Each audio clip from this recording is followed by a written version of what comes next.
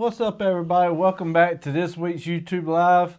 My name is RD. Welcome to the Waterfowl Den. We got a sidekick in the boat here with us. What's up, little man?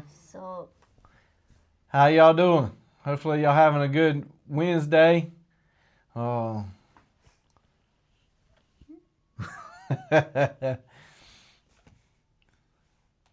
How cold is it out there? it's cold. It is cold. It's cold. I told people last week it was going to be cold. It's pretty daggone cold out there. We saw our first snow this year. I was surprised. Yeah, I was actually surprised too. I'm not sure. I wonder when when was the last time it snowed this early in South Carolina?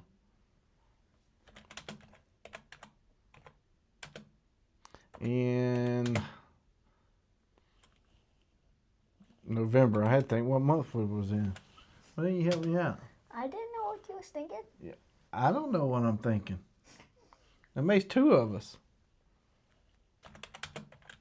Let's see. Let's see if we can come up with a date here. The last documented snowfall in South Carolina on November the 12th. The storm gave 2 to 4 inches in 1968. I wasn't even born. Were you born in 1968? Nope. No. Somebody trying to call you? Yep. You ain't that important. Did they know whose program they're trying to cut over into? I don't know. They don't know. They don't know what the show's about. They're trying to cut over onto us. Nope. So it got a little cold. We saw a little snowflakes in South Carolina. Hopefully we get some more. I hope so. I want to build a snowman. Go turn that thing off. We can't have a streaming broadcast when somebody's trying to contact you. Who's trying to contact you? My best friend. Oh my goodness. He's my best friend on VR. Oh. So little man, we went turkey hunting this turkey shoot. We went to let's just start all that over. Saturday we went to a turkey shoot. Yep. It was tricky. It was tricky? It was tricky for me. What was tricky about it? Actually hitting the paper? Yeah.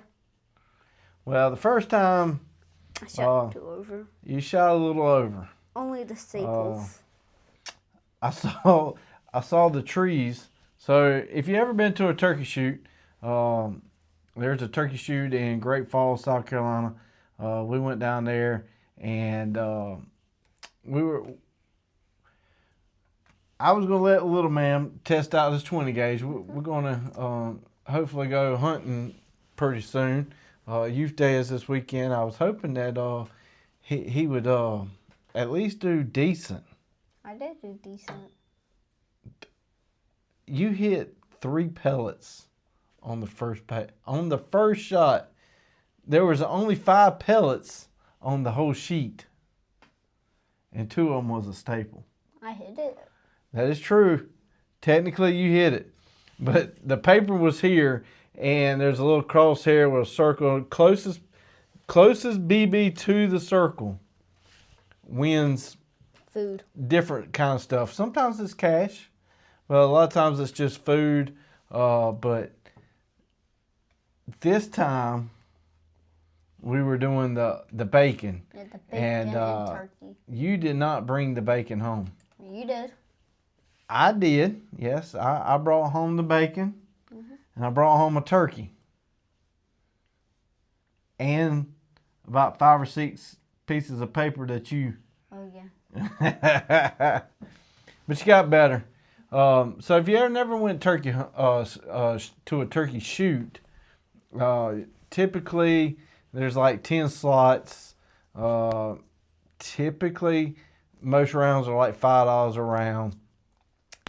Sometimes they got big prizes, big meat, money rounds, stuff like that. But typically it's $5 a round.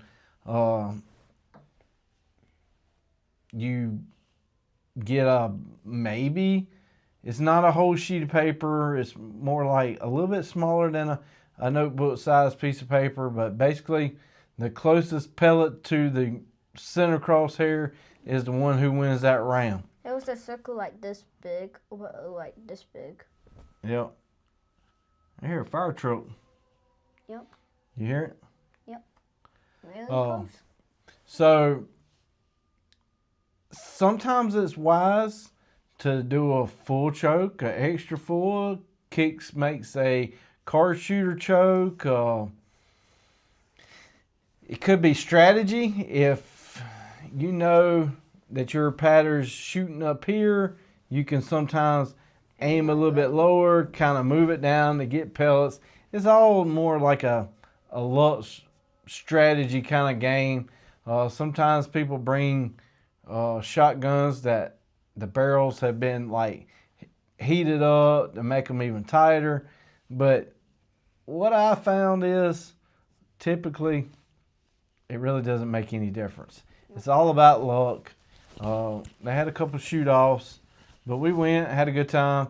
They're having it again this Saturday, and then I think the next week, which would be 2 weeks, it's going to be on a Friday. So I don't know if they're going to continue on into December, but typically turkey shoots always happen around Thanksgiving kind of deal. But we usually go every year to different places and enjoy it.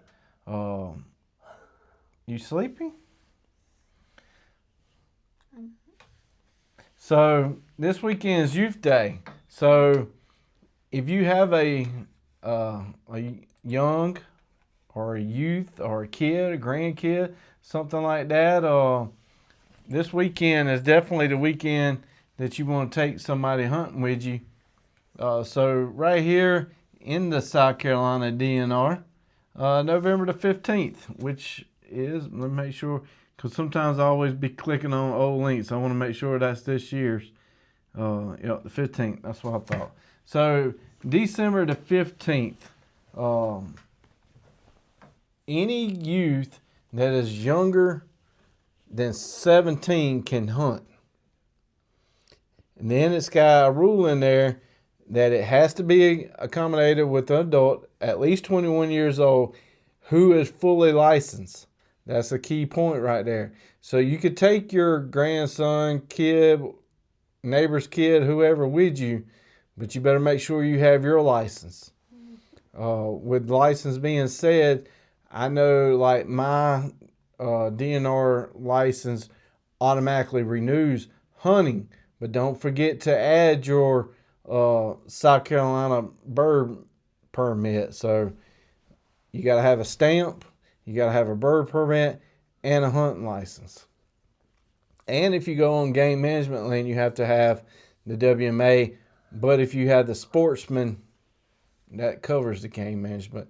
But it says on there, youth who are 16 and 17 years of age who hunt on this day must have a bird permit and a waterfowl federal duck stamp. So if you take somebody that's 16 or 17, they got to have that permit and a stamp.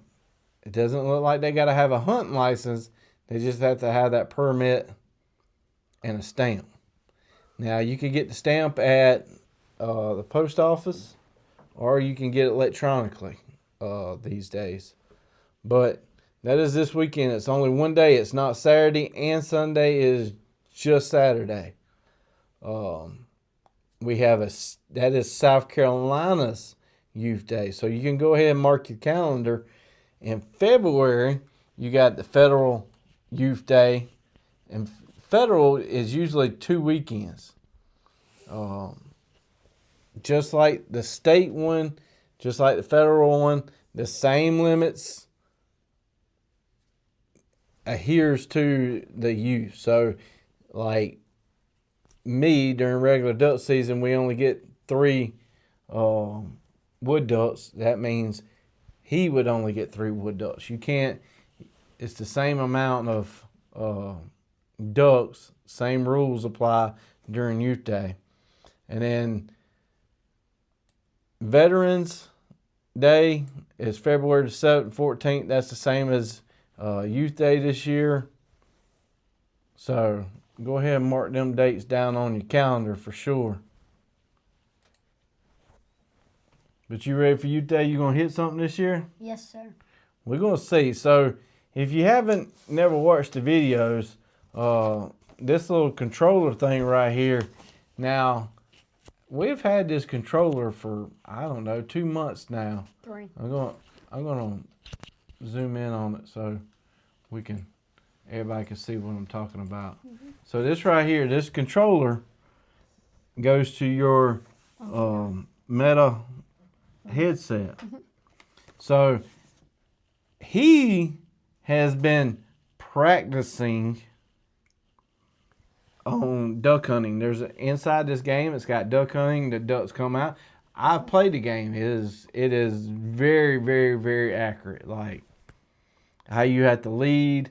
They got skeet in there. You can 5 stand. You can all kind of trap. I actually got some videos on that, but that's basically how the game looks. I mean, it is pretty legit real. And the way this controller is set, the weights that are on it, you draw out your shotgun, you make it fit exactly like the shotgun that you're using. Supposedly, he's been practicing. I haven't. Yeah, I know you haven't, because when we went to turkey shoot, it showed. Oh, yeah. So, you got Thursday, Friday. And Sunday. Wait, No, Saturday. We're going hunting Saturday morning. So, you got 2 days. 2 days? Okay. 2. Okay. Or we're just going to waste shells. What if I actually prove that I'm If you get something, I told you I was going to do. Huh?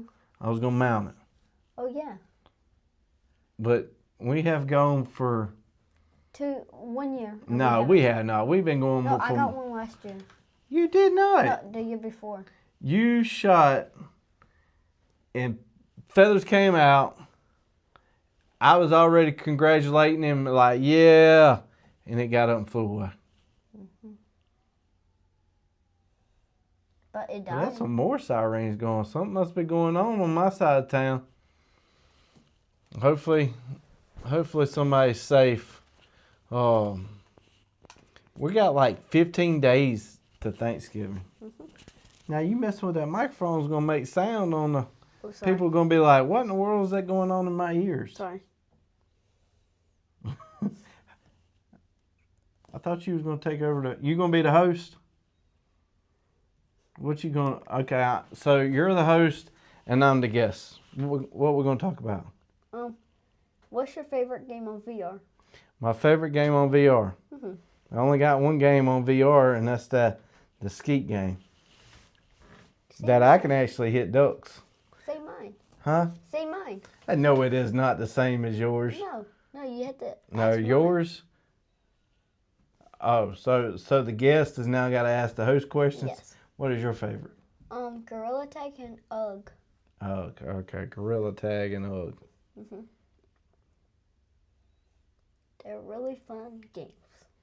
But this is a hunting show, so what were we talking about hunting? Oh. Are you going to hit targets this year? I hope so. I hope to hit every target that I aim for. Are you going goose hunting this year? We already went goose hunting, and I missed. I mean swan. No. When are you going? You have to apply for a permit to go swan hunting. So that little orange tag up there is a permit. You only get one in North Carolina. And to apply for that permit, you have to apply for that somewhere typically around July or September, and they already pulled them. But no, I did not apply for a swan permit this year. But my buddy Keith at Salt Creek, he got him a swan permit. I'm pretty sure he said Utah. I'm not sure. That don't seem right. Where did he say he got his swan at? There's a bug in here.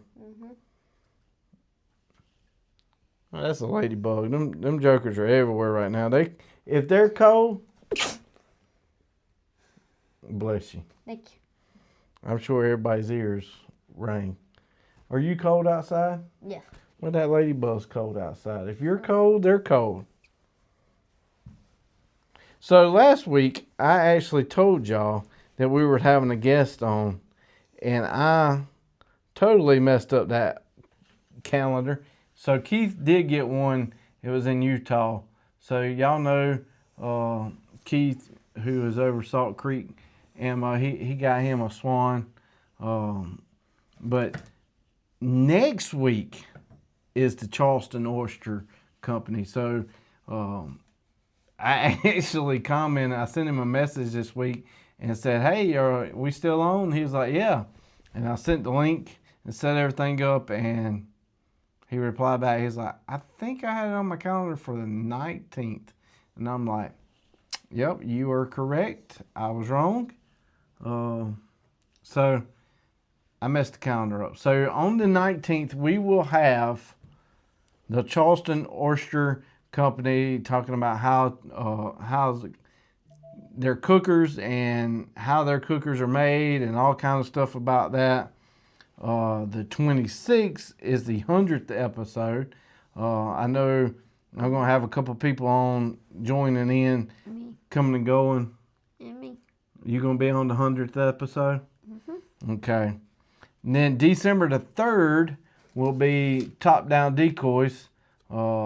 If you haven't checked out top-down decoys, it is a silhouette that is a snow and a Canadian all together. Like it's a Canadian geese on one side, and you fold her head down, and then if you want to do a snow, you flip it this way and put it down. So typically silhouettes are like this. This top down is basically the name. It's top down. It's a silhouette too, but it's both in one. We're going to have them on in December the 3rd. December the 10th, we got Southern Snares on. They're trappers also. And then Christmas will be sneaking up on us. Is it on a Wednesday? Christmas is on a Wednesday, or is that Christmas Eve on a Wednesday? Let's see. Christmas Eve is on a Wednesday. Christmas Day. Do your podcast. On Christmas Eve? Mm-hmm. I don't think we're going to do a podcast on Christmas Eve. I have one more question. You got what? 4 or 1? 1. Okay. What's your favorite bird in the whole entire world? Favorite bird? It would be a goose. A goose? And I'm not sure which goose I would go with. That's my final question. Probably a Canadian goose. A Canadian? Yeah.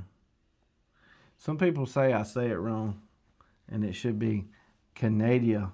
It should be Canada geese. I call them Canadians, but they're actually got all kind of different geese names. Mm-hmm. Just however I feel like saying it. Mm-hmm. What do you want to call them? Birds. They're... Goose. Okay. It's a goose. It's a goose? A goose.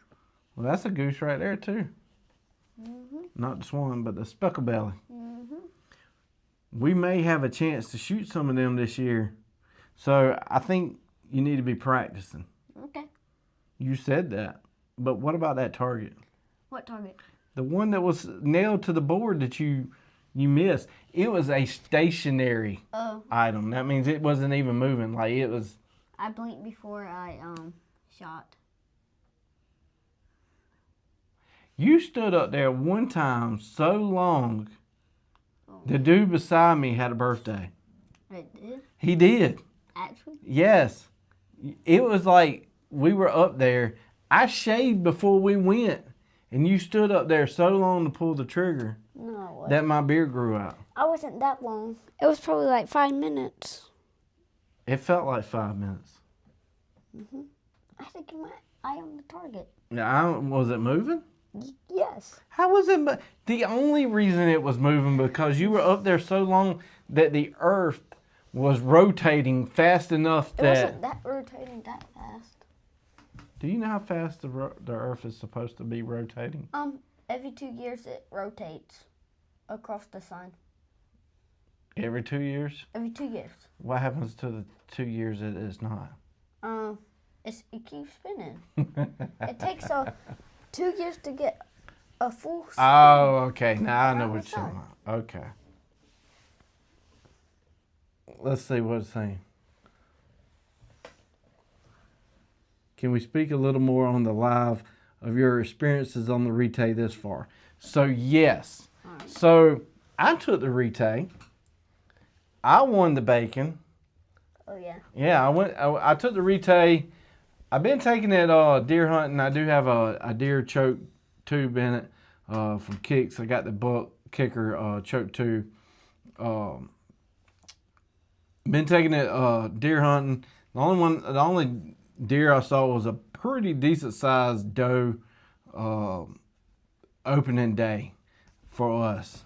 I didn't want a doe first day out.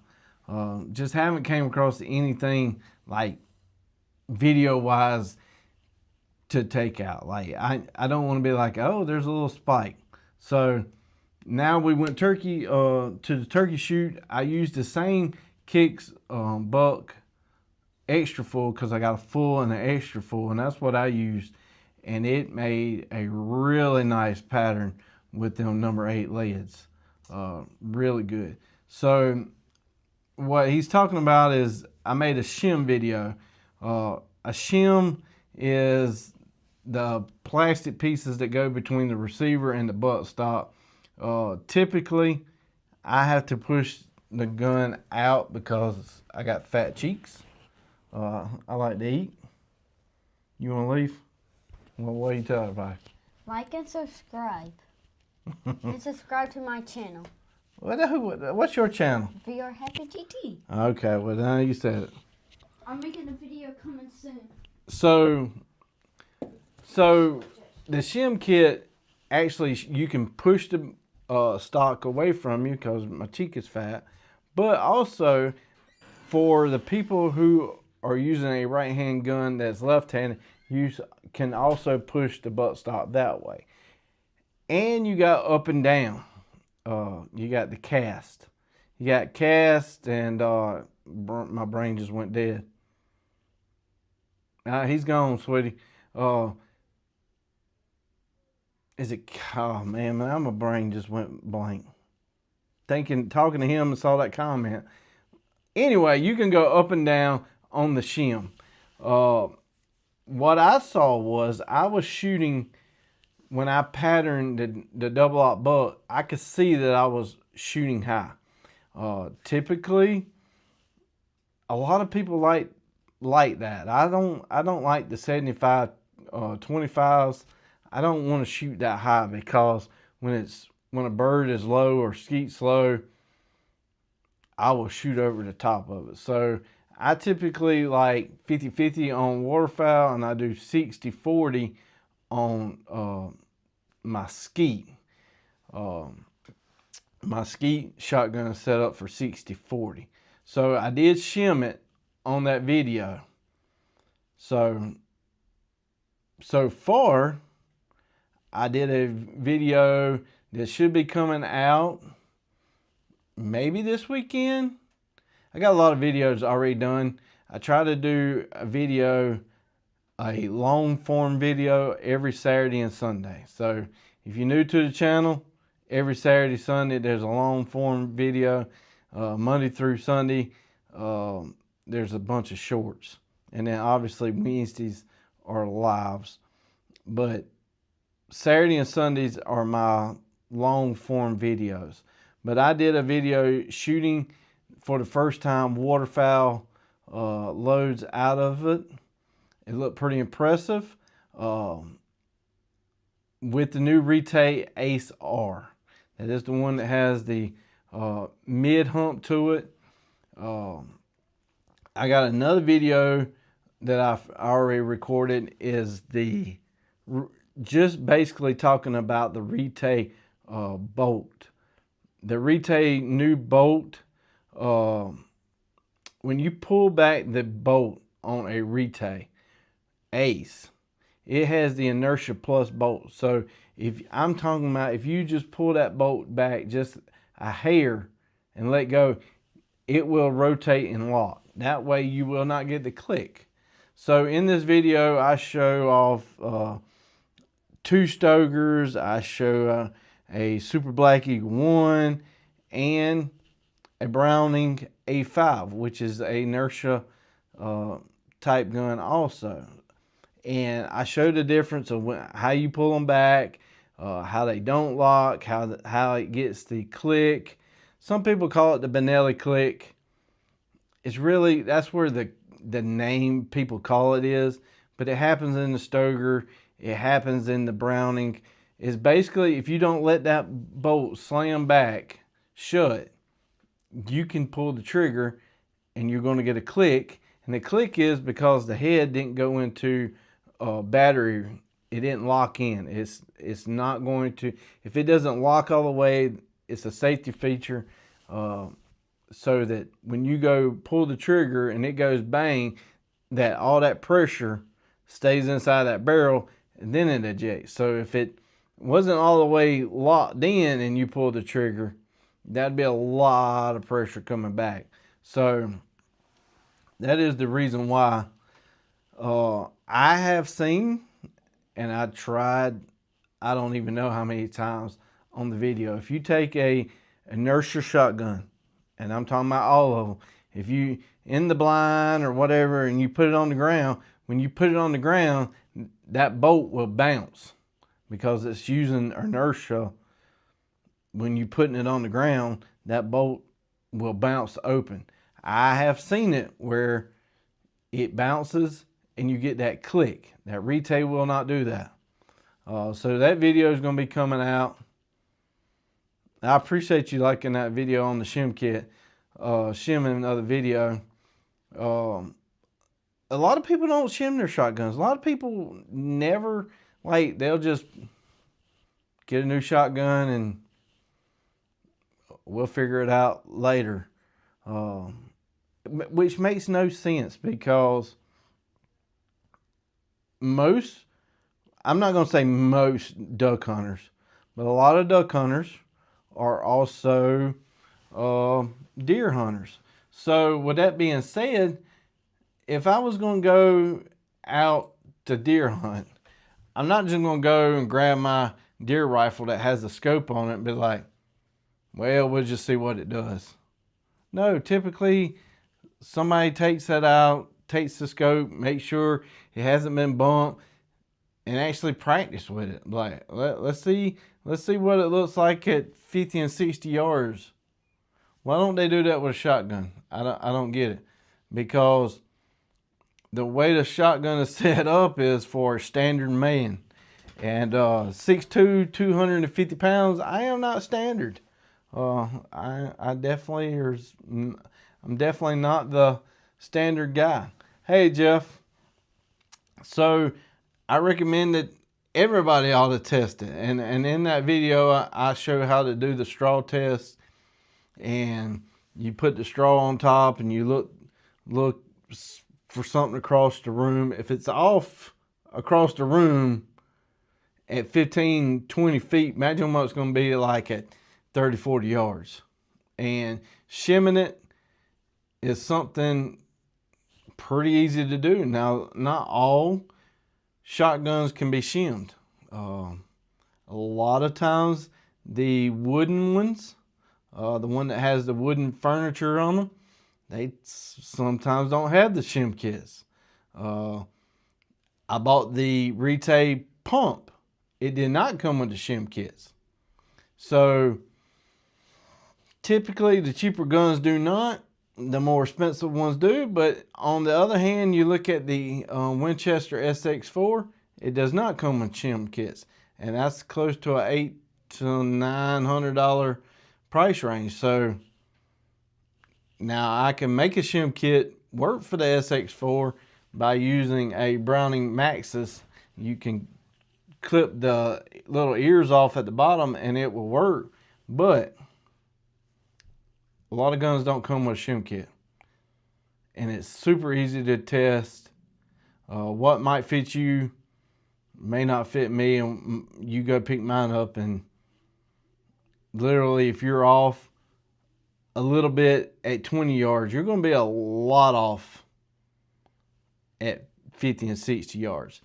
But where I was going with this, with what I was saying with the straw test in this upcoming video, I got some Salt Creek number 2s. They're 3-inch. Again, this is a brand new shotgun.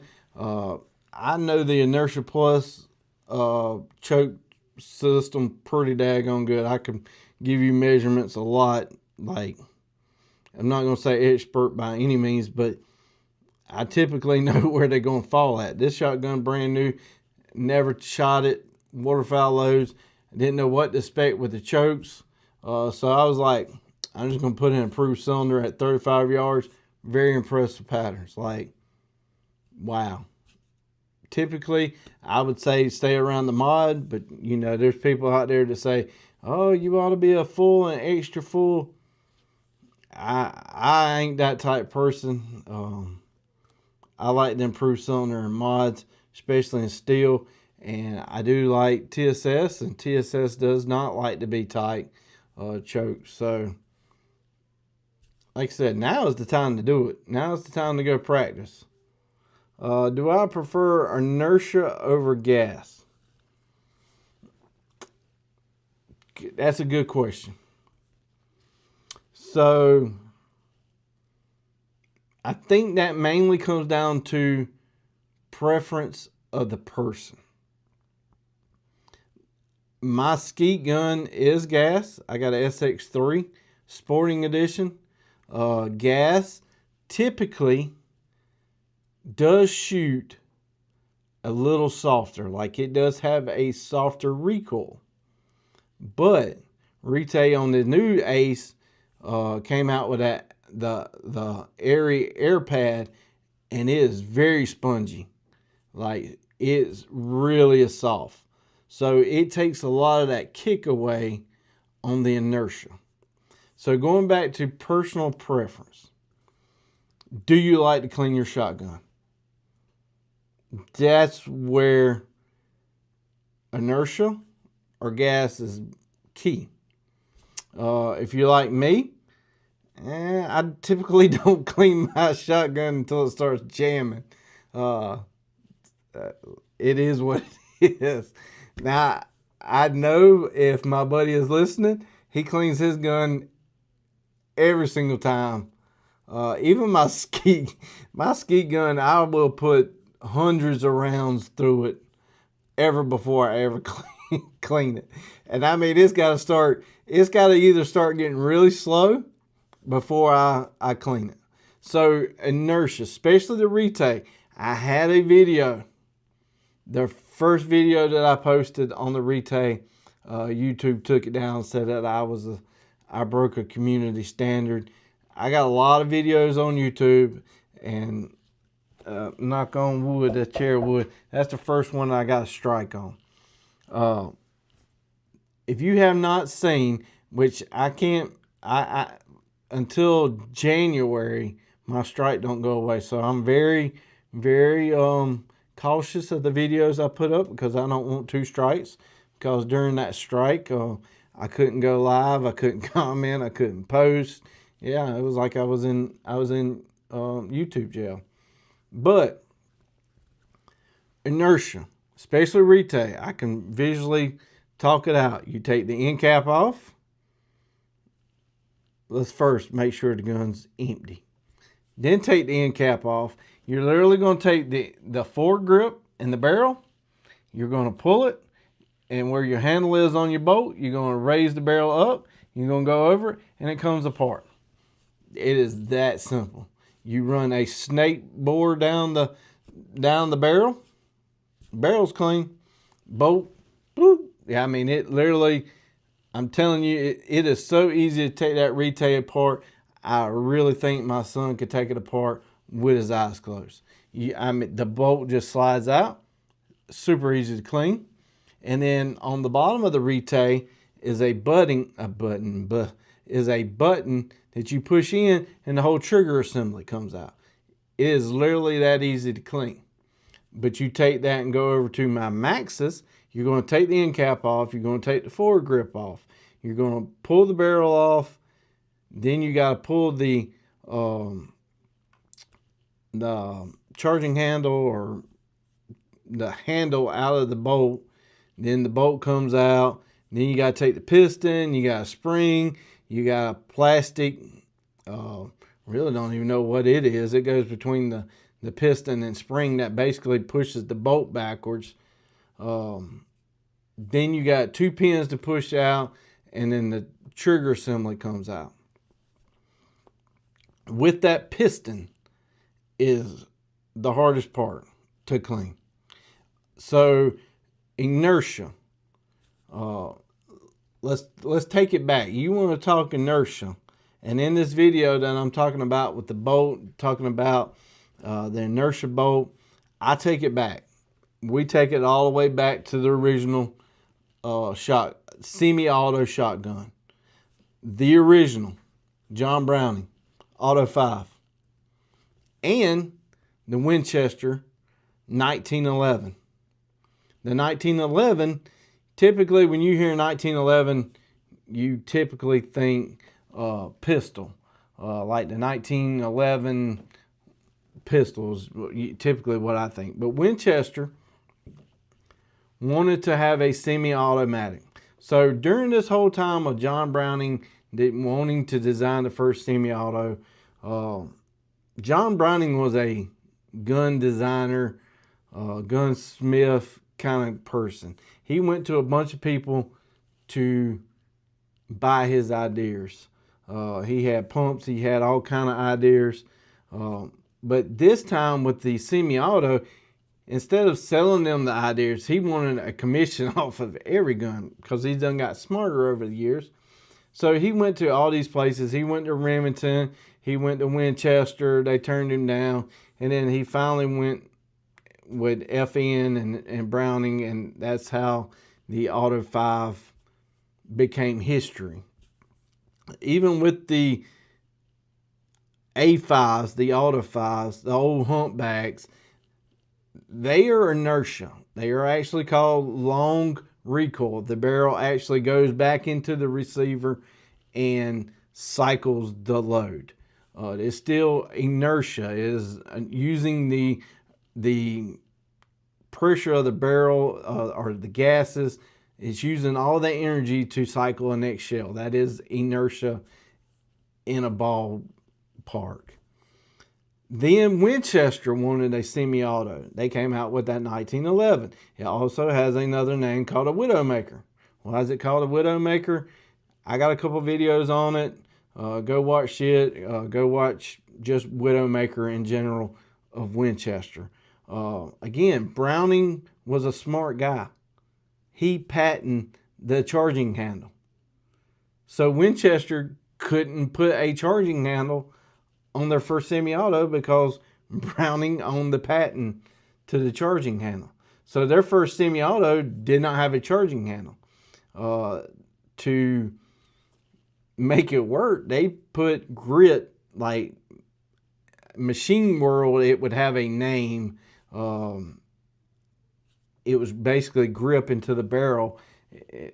I don't know the machine terminology, but it's like diamonds of basically cut into the barrel. You would grip the barrel with your hand, push a button, pull the long recoil, put your shell in.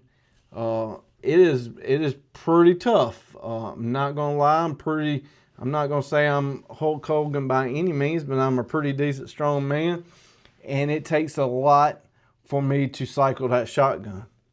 A shorter guy would definitely have problems, and people would take that barrel, push down on it, and when you were coming back up, if you didn't push the button in, it would push that shell up in there, and that's why hence it's called a Widowmaker.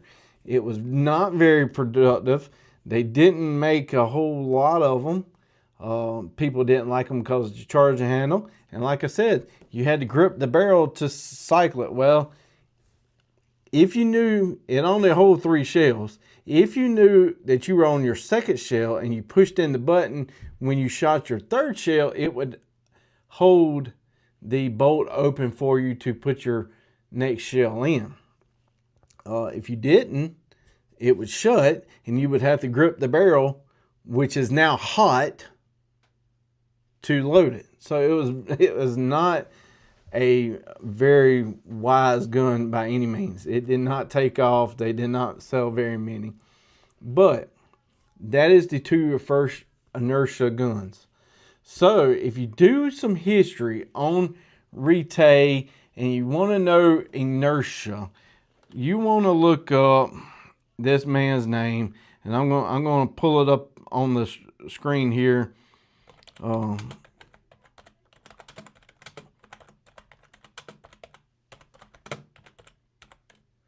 going to pull it up here so y'all can find more information about it. I should have had it pulled up, but I didn't think we were going that way tonight. So with inertia, like I said, it's super easy to clean. Very, there's not many moving parts. With gas guns, you got pistons, and with them pistons, that gas gun typically, I'm not going to say all of them, because there has been some shotguns that use the inertia type bolt with gas ports on them, but typically it's going to use that gas to make that gun cycle. What is that gas? A lot of it has lead in it. As carbon is unburnt gases. So you're going to have to clean that. So that goes back to, do you want to clean it? How often do you want to clean it? And how good are you at taking a shotgun apart? If you know how to take one apart and you know how all the pieces go, well, gas is pretty good. If you don't like cleaning it, inertia is the way to go, because there is no holes in that barrel. When you go boom, everything goes out the end of the barrel. The lead, the smoke, the pellets, the wad, everything goes out. There's no cleaning. You can run a snake boring through it and you're done. I mean, that's pretty much how easy it is. Gas guns usually use a lot of that gas, and that gas comes back up into the receiver. So let me find his name. I had it the other day and I can't even think of, and I know when I see it, it's going to make me mad. What is his name?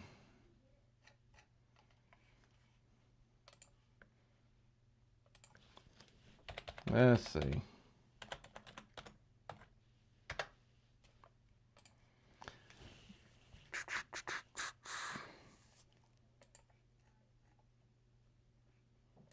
All right, Bruno. I knew as soon as I saw it. So I'm going to pull this up on the screen here. So go read more about Bruno.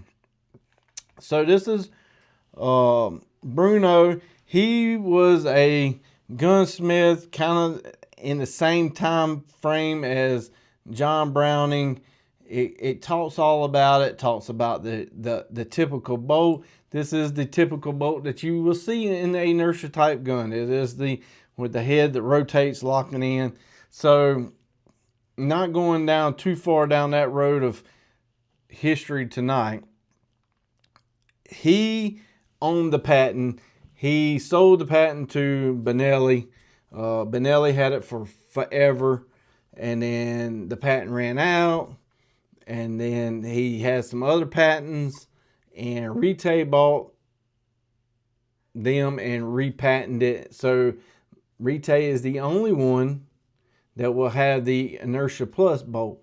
The Inertia Plus bolt has an extra spring in there that you rotate it and lock it in every single time. So that goes back to preference. You got basically 4 types of shotguns. You got the pump, you got the over-under single action. I'm going to put the over and under kind of single action in that category. Then you got semi-auto, and there's 3, but then I wanted to say gas inertia. So which one do you want? Do you want a pump? A pump is typically kind of like inertia. Super easy to clean. Not a whole lot of moving parts.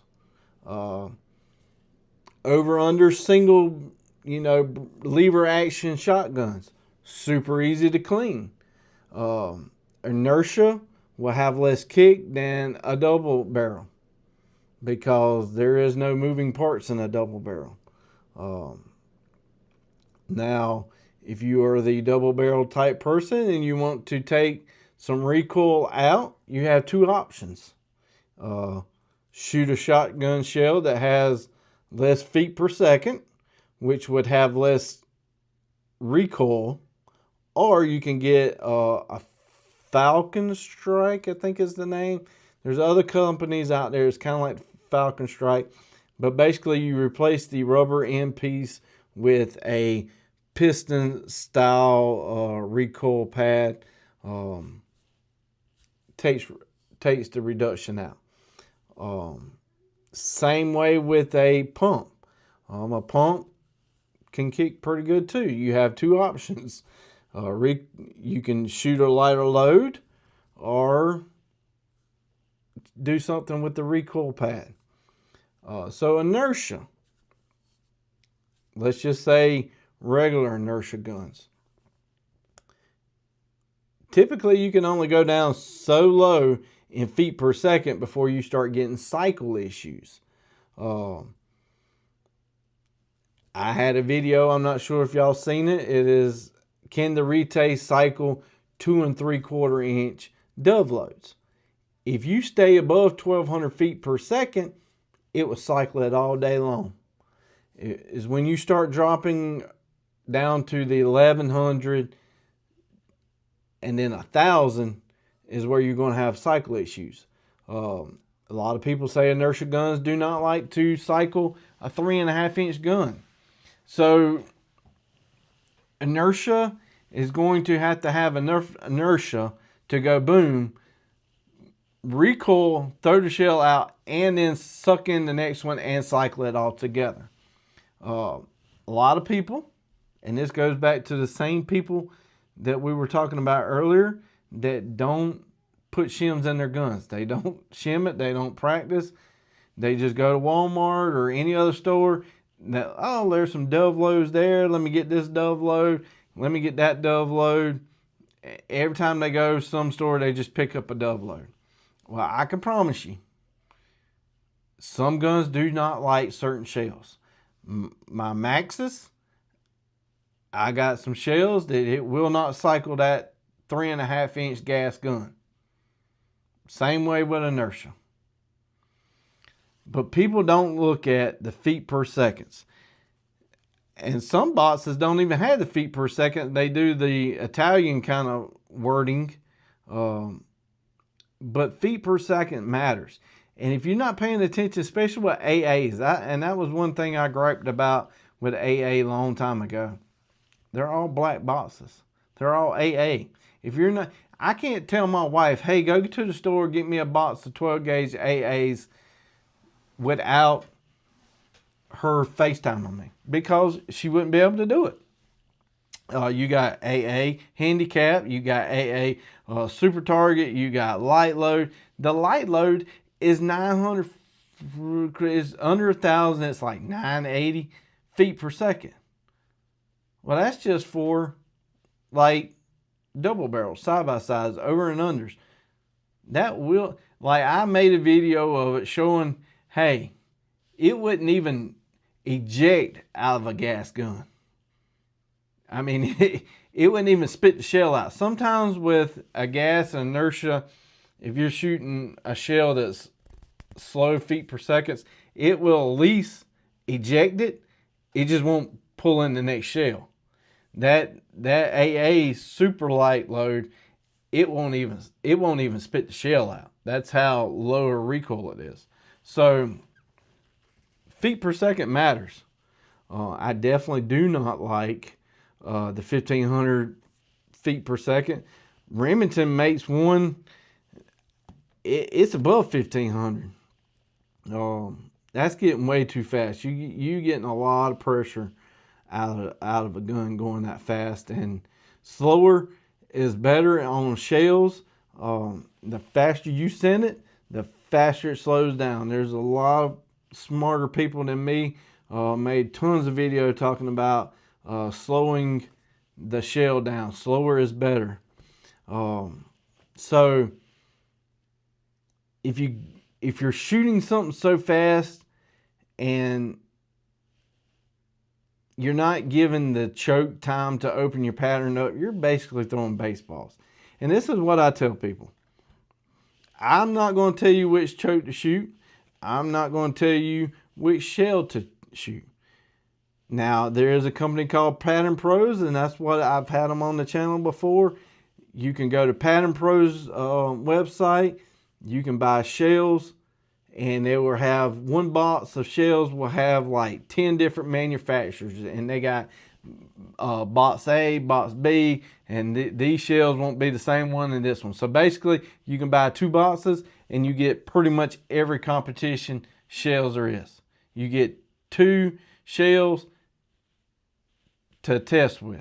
Like, you should be able to tell, well, that's junk in my gun. Whatever shell you find that works good in your gun with that choke, you marry them, and you do not break that bond together. Them become one. Do that with your dove loads. Do that with your skeet loads. If you go to the range, buy 3 boxes of good skeet shells. Buy AAs, buy the heavy dove, buy something else, maybe some Rios. Go to the skeet range. Shoot 25. Whichever one looks better, which one shoots better, which one performs as in ejecting and whatever, that is the one your gun likes. Find the choke, put them together. Don't buy nothing else. That's the same way with waterfowl. Don't go buy this box and that box and this box over here, because I promise you they will not performance-wise the same. That is just seeing that us waterfowlers, there are so many people that do that. And like I said earlier, the deer hunter people out there, they don't do that. It's all about groupings. Oh, I need my deer rifle to group 30-06 like that, and I need it to stay consistent. But then on the waterfowl side, well, whatever. I'm just gonna take whatever I got left over from last year's stock, and I'll pick me up a box here and pick me up a box there and hope for the best. I mean, if you in a state that has a lot of birds, then that probably is true. But here in South Carolina, where we don't have any birds, you want the best you can. So hopefully that answers your questions on inertia versus gas. How much do you want to clean it? How good are you at taking it apart? And what kind of shells are you loading or using? I love the reload. I got a whole reload section over there. I reloaded a lot of shells. Last year I made a lot of TSS and steel duplex loads.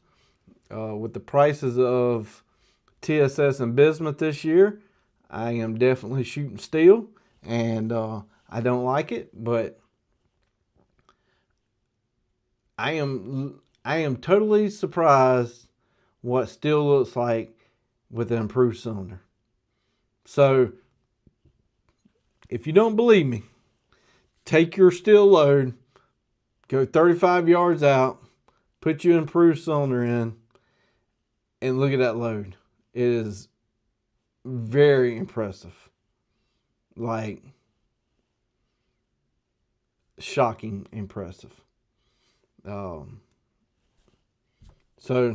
we got a couple weeks here in South Carolina, but like I said, this weekend is Youth Day. Make sure you take somebody. This is a perfect opportunity. If you are a waterfowl hunter, this is a perfect weekend for you. Why? You can literally go and scout, see what the birds are doing a week before everybody else.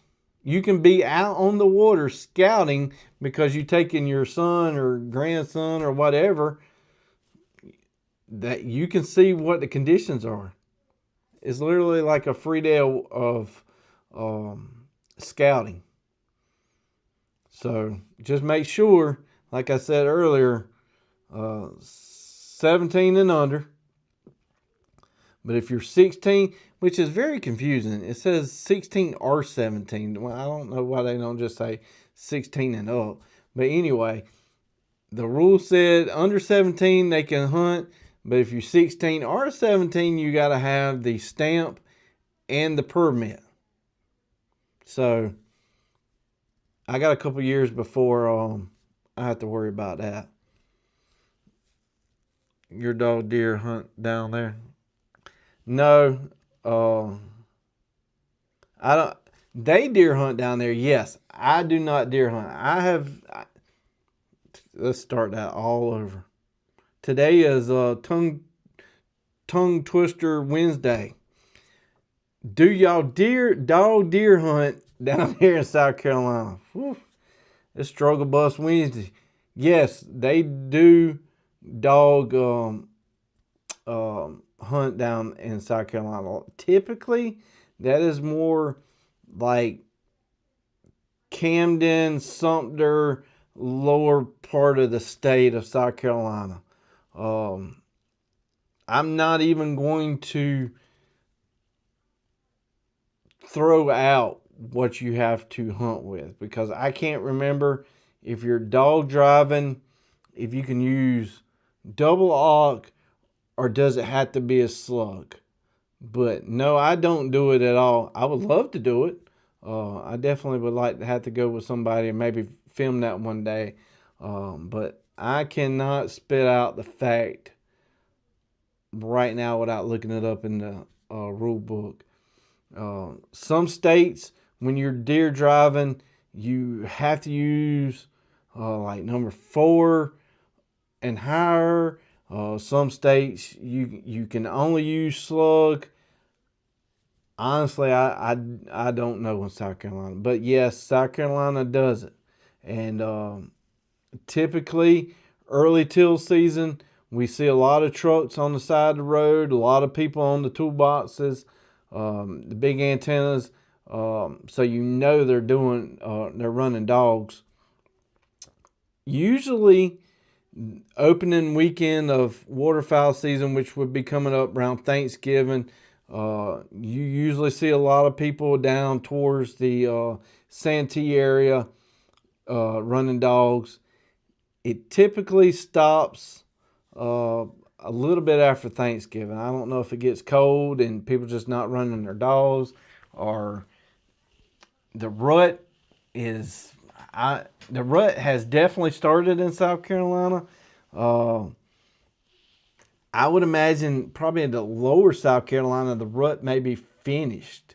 I would say in our area, we're probably halfway through the rut.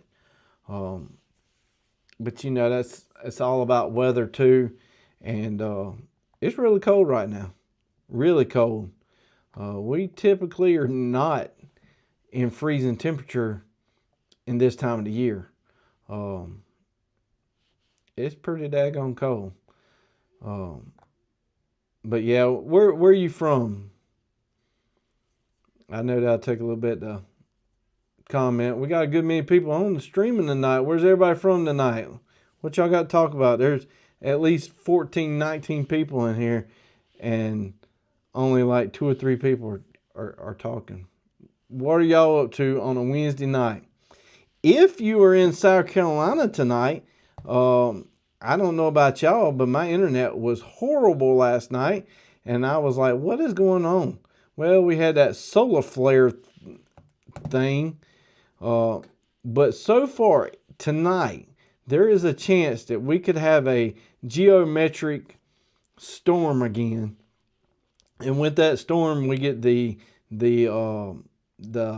northeastern aurora lights. If you take a camera, you can do it with your cell phone. You just got to turn the flash off. But this may be the first time in history that we have had a EF5 tornado, a Category 5 hurricane, and a G5 geomagnetic storm tonight. Tonight we have a chance of a 5, which is pretty rare. You're from Virginia. There'll be some good turkeys up there. But so they are forecasting it to be a 4, which sometime tonight we may get to see the northern aurora lights, which sometimes they're green, but depending on how big this magnetic, and I am not no scientist by any means, so don't get that twisted. I'm just a random guy in the middle of a boat doing a YouTube live. But depending on how big of a magnetic force and field that this flare comes off, we can have a 4, we can have a 3, or we can have a 5. If we have a 5, and being in South Carolina, we may get to see the red colors. They're saying that the red could go down all the way to Texas. Basically, just draw a horizontal line. Georgia may get to see the reds. If we're at a 3, we're going to get, I think, the green. When you look up in the sky and you take a picture with a long exposure, and you can do that with your iPhone. Just go to night mode and set your exposure to like 10, and you will see them colors. But I don't know if it's, I think it's too early. I mean, I know it's like 9 o'clock, but I think it's too early. But look it up what time it's going to be coming through your area. What I was watching earlier, they're projecting a 4, but it could be a 5. It all has to do with temperature, cloud coverage. There's a lot of factors into what we might get to see. I went out last night because last night it was supposed to do it, but tonight it's supposed to be even better. I went out and took a picture and didn't see anything. Some time ago when it did it, I was able to capture it. This time, I don't know if I went out too early or if the sky was too bright. I don't know. I wasn't able to capture it last night, but I saw a bunch of people, a bunch of friends that were able to capture it. But if you were able to capture it last night with your cell phone, tonight you have a good chance of having better photos. So we shall see. Is it going to be a 3, a 4, or a 5? I don't know. But I can tell you I'm probably going to be in the bed. That's probably where I'm going to be. I'm going to dream about a 5. That's what I'm going to dream about. I'm going to dream about lions and tigers and bears and solar flares and rockets. And Elton John's going to be singing in my dream Rocket Man. So that's what I plan to see tonight. Maybe I just been out in the weather too long and got cold and the brain just ain't there. But that's about all I got tonight. Like I said, I did tell y'all I was having a guest on last week and I was wrong, which is not the first time.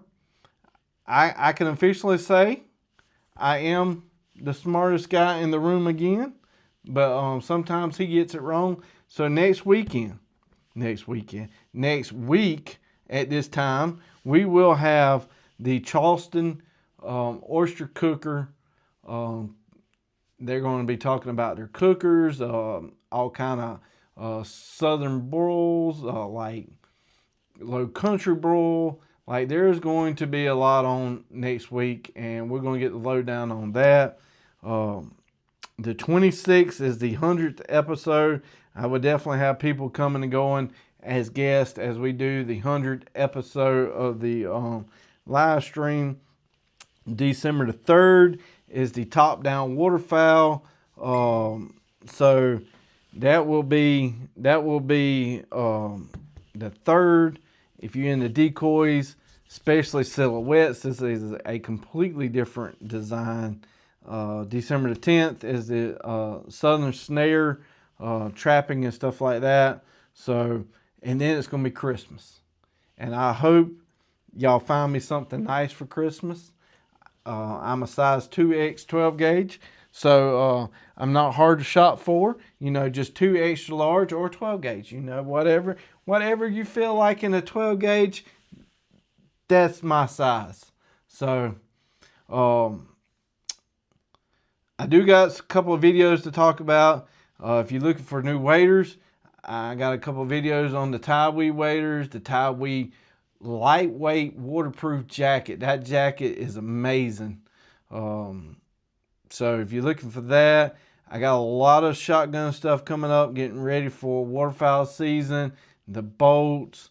Like I said, every Saturday and Sunday is when I release my long form videos. So if you're looking for long form video content, there you go, Saturday and Sundays. So until then, I appreciate everybody tuning in. We'll see y'all next Wednesday as we learn about some Charleston, the great state of Charleston Oyster Cookers Company. And what's up, Mike?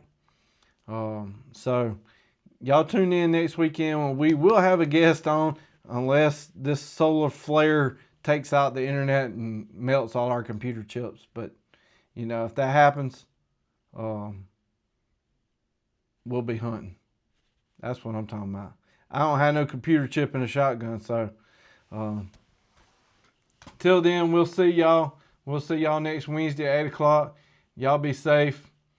Thank you, Lord, for the great outdoors you blessed us with.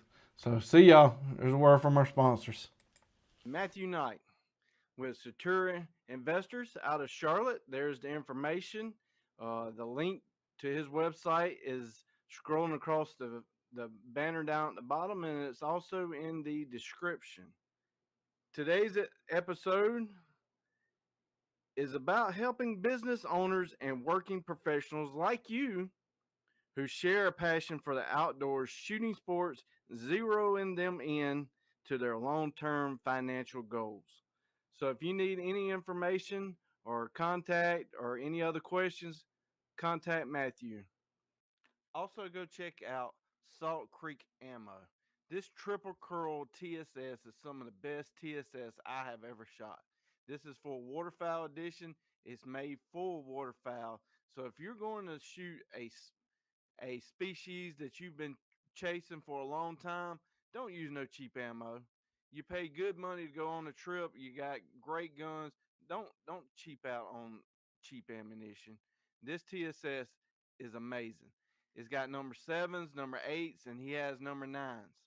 So go check out saltcreekammo.com. Here you will find any kind of ammo you're looking for.